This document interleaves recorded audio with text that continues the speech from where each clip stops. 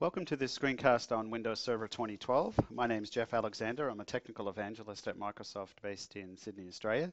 And today I'm going to talk to you about some of the new user interface options in Windows Server 2012 and some of the changes we've made in regards to the Server Core option in Windows Server 2012. So here I am on a server in my environment of lab machines that is a server core only option, and oftentimes administrators are pretty scared by this and they're not sure of what's going on. So I'm going to come back to this in a second, but I want to take you through some of the new user interface options, and we have some time with as we're actually going through this and to talk about the history of server core and some of the other stuff. So I'm going to take you right into the demo, and I'm going to take you through and show you how we can actually add a new option that we have here. So right now, when you think about the GUI, Microsoft, we remain committed to GUIs themselves, but we believe that the primary place for the administrator for a GUI should exist on the administrator's desktop. And that's exactly what I have here. Is I have an administrator's desktop with the Windows Server RSAT tools installed on it. It's a Windows 8 client. It has the full GUI. It's everything that I need to have. We don't believe that the GUI should exist on the server, but we do understand that managing a server with just only a command prompt like we have with the Server Core option is a little bit difficult. So we've added some changes to the operating system to address that. So what I'm going to do here is take you through a series of PowerShell commands to take you through adding the different shells that we have in Server 2012. I'm going to start off with to show what components we actually have installed, and I'm going to run a command against a remote computer, which is a computer. I'm running this command, invoke command to the computer name and node 1, and I'm going to get Windows feature and actually allow us to get what GUI components we have. So let's go ahead and run that particular component. And this is going to go against node 1, and it's going to go and have a look at what features this particular node has on it. And what you're going to see here is that it has no GUI install, it has no graphical shell, it has no GUI shell on this particular operating system. Okay. So what that means is that we have no ability to, we don't have any graphical interface on that machine. We can't run things like Server Manager. We can't run Internet Explorer. We can't run Solitaire. We can't run MMC. We can't run a lot of these components that help us configure a server. And a lot of the times administrators found this a difficult interface to actually deal with. So we've added a new component, and it's called the minimal shell components. And essentially what the minimal shell components gives us is it gives us Server Manager and some of the additional components that we need. But just talking a little bit about Server Core, and Server Core is the changes that we've made to the Server Core option in Windows Server 2012 is that we now have there's the ability to support more roles on this minimal installation that you're seeing here in front of me. We support .NET Framework 4.5 and SQL Server 2012 as primary roles. One of the other things we actually changed is we've made it Firewall Friendly for remote management, so that WinRM, Quick Config, and PowerShell are actually enabled and installed by default. So that is something that we've actually added. And so the other thing that when we introduced Server Core in Server 2008, is that once you actually went down the road of running Server, choosing Server Core as your installation option, you were stuck with that. So that meant that if you had this command prompt, that was it. You couldn't go and add any GUI components at that point in time. The only way you could do that is to rebuild the server from scratch, which was quite cumbersome. Now with Server 2012, we have the ability to move between Server Core, MinShell, and the full graphical components, and all we have to actually do is do a reboot. So I'm going to take you through those particular scenarios and take you through adding those in and showing you the differences that we have in the environment. So let's go back over to our administrative machine, and we're going to go and add the Windows feature, user interface infra. And that's going to be the minimal shell components that we're going to add to this machine. So let's go ahead and run that particular component. Okay, so while that's actually doing that, what do we actually get with MinShell itself? So MinShell is a new server option, and essentially it can be added in a number of different ways. In this particular scenario, it's being added by doing the add-windows feature, and the feature we're actually adding is user-interfaces-infra. Now, this is not going to add the entire GUI interface. This is going to be adding server. It's going to be server core with the GUI tools. So essentially, what it means is that you get Server Manager to manage the server locally, which is great for you to actually manage the server and configure things like IP settings and other things and enable roles. The other way you can do this is to do this through the Add Roles and Features wizard, or as I said, with PowerShell. So what this is doing right now is it's starting the installation. It's going to go and add those particular components. I haven't actually done an automatic restart on this because I wanted to take you through that whole process of doing that.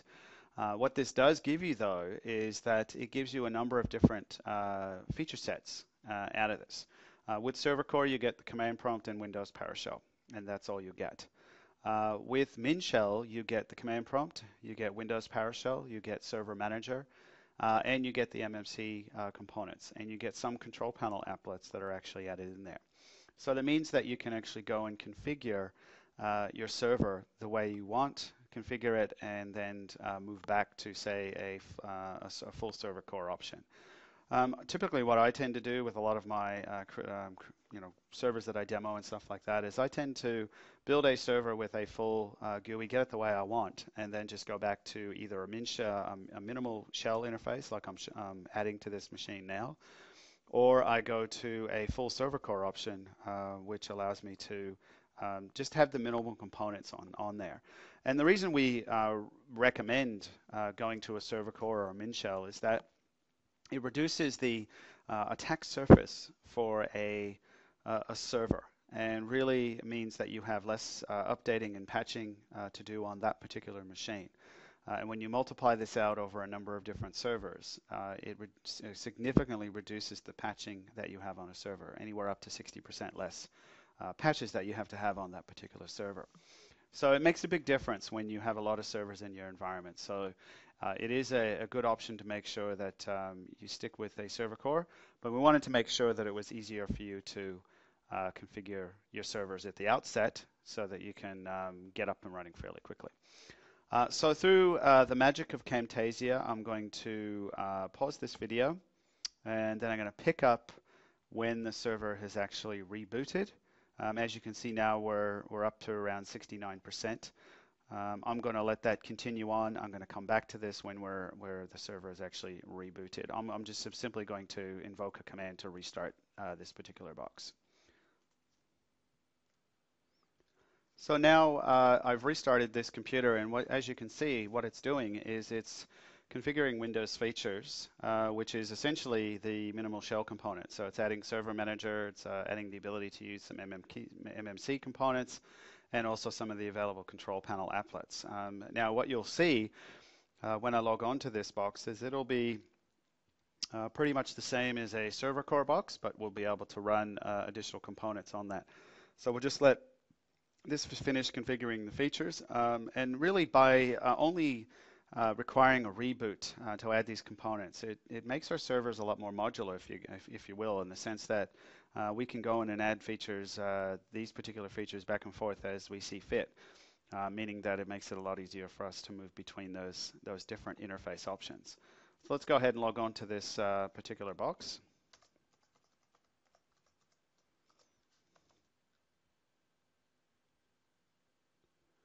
Okay, you see we get our familiar server core option here. We can start PowerShell if we want to, but one of the things we actually have is now we have the ability to do Server Manager. So Server Manager can be loaded, and you can do your configuration of your server a lot more easily, so that if you want to configure IP settings and all that stuff, you don't have to do it through NetSH or anything like that.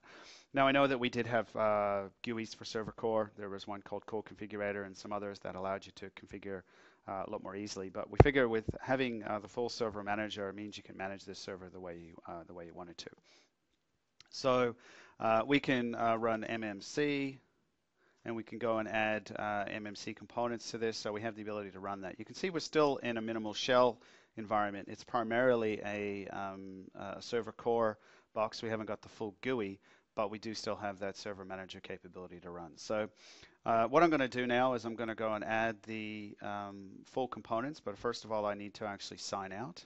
So I'm going to sign out of this machine, and then what I'm going to go do is I'm going to go and add the full GUI to this. So I've got the server running under a minimal shell environment. What I'm going to do is again run another PowerShell script. I could do it on that node 1. I could go and do it through the GUI itself if I wanted to. But what I'm going to do is I'm going to run the add Windows feature, and I'm going to do server GUI-shell.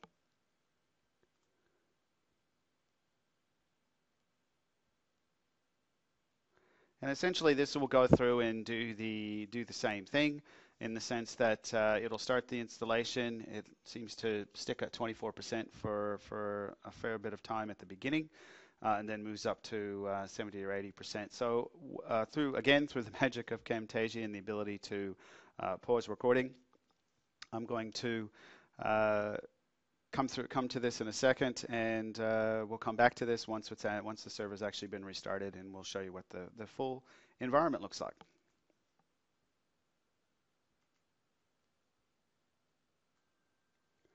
Okay, so now we've resumed this recording. So I want to now show you where we're up to right now. Is that we've removed we've added the GUI components, and now we've added the full shell, and now we're going to log on to the box and show you the difference.